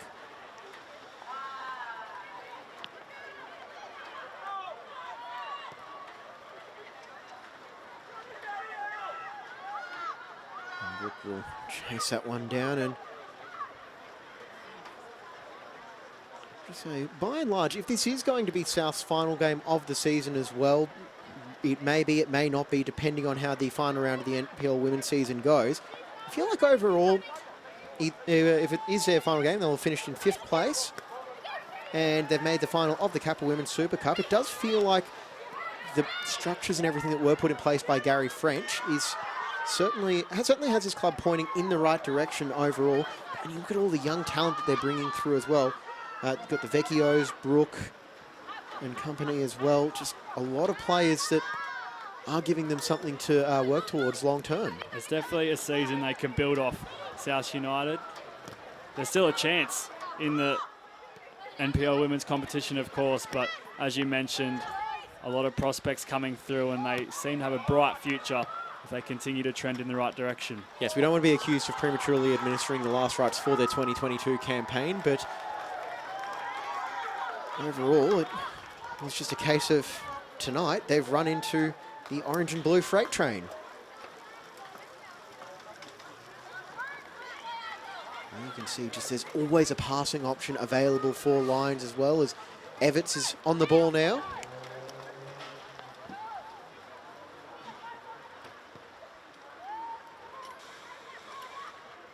As we close down the 2022 Kappa Women's Super Cup season, Josh, as we'll look to the weekend ahead. There's quite a lot of football. Is there any games in particular you've got your eye on? I'm looking forward to Lions versus Olympic in the semi-final tomorrow night. As Riding goes for a run, as Lions look to make it 5 in the closing stages of the second half. The 2 grand finalists of last year's NPL men's competition. They'll do battle tomorrow night, which should be very exciting. We've got 3 minutes of stoppage time added on.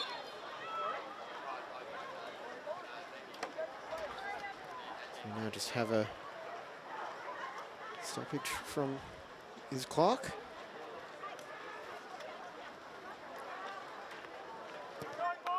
And the free kick taken quickly, and it just hasn't been South's night.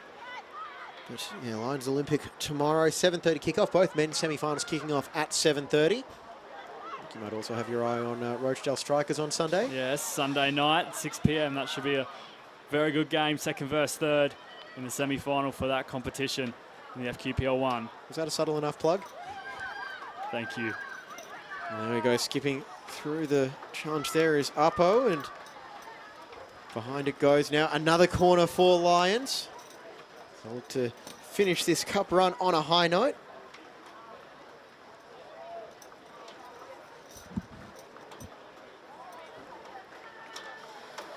Just actually defended behind, and over goes Thompson for the corner.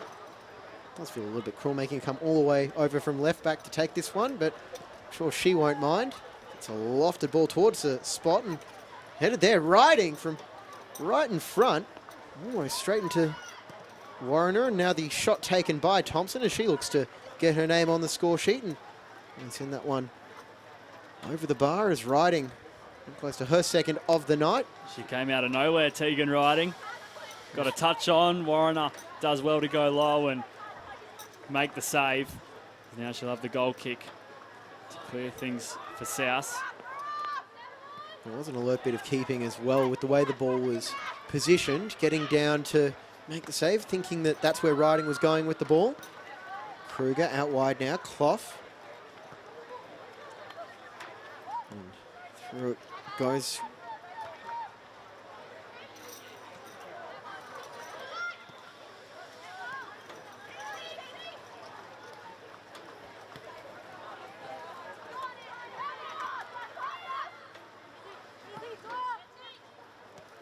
Thompson. Ball over now, Kruger. Now for Clough, who was wearing the armband in the final last year. Cannon Clough, but this year it's Hecker.